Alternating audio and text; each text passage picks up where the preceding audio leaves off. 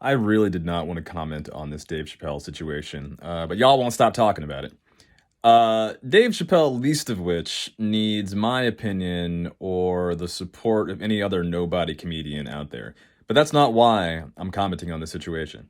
I'm commenting on this situation because I want to ensure that as a creative person, as a writer, as a comedian, I continue to be able to say whatever the fuck I want, so much as it's in the attempt of being funny.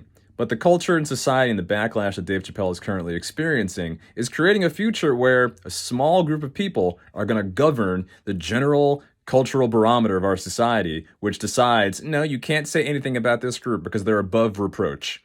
So let me say this. Transgender individuals deserve all of our love, support, and respect, and all the benefits afforded to them by law. And I'm not just saying that as some cheap cop-out. I've beat off to a lot of transgender porn in my day, let me tell you. That said, it doesn't mean that, transgender people cannot be analyzed. The very nature of the transgender movement is about identity. This is about how we see ourselves, which is a very public conversation. So to have the entire movement being about my pronouns and what you refer to me as and how I'm perceived, and then get mad when people want to analyze that and have a discussion about it, it's fucking crazy.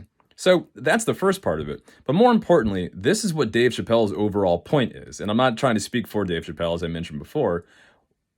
He is just pointing out that the velocity with which the transgender movement has gotten recognition and integration into our society over the past 10 years far fucking exceeds what arguably people of color have experienced and men of color have experienced in 400 years of the United States of America. So, in Dave Chappelle's, one of his previous specials, he said, be patient. But, this group is just like, there aren't enough, transgender headline television shows starring us. There's only 3 right now. Whereas I still have to fucking watch TV and deal with the same old, he's a criminal, he's sassy, fucking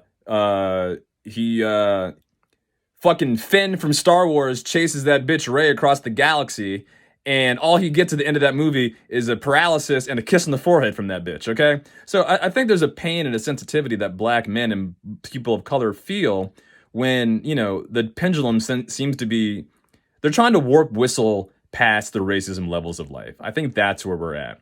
There's a lot that black people haven't benefited from in this society, and it seems like transgender people are getting a lot of that attention and energy. Rant over. Woo!